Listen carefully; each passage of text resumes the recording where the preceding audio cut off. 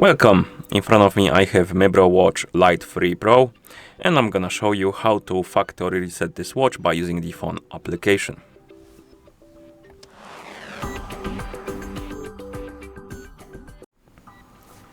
Before we start, if you want to factory reset your watch, make sure that the battery level on your watch is at least above 20 or 30%, because if the battery dies during the resetting process, it might damage your watch. Now let's continue with the reset. Of course, if you want to use the phone application to reset your watch, your watch needs to be paired with a phone via the MIBRO Fit application. And once the devices are paired together, we can open the MIBRO Fit on the phone that is paired with our watch, then tap on the device icon right here, and you should see your Lite 3 Pro on the device page. Now tap on the settings icon right here. Now scroll down and find the factory reset option, tap on it, tap on confirm, and wait. The watch will disappear from the app and it will start resetting itself to the factory default settings.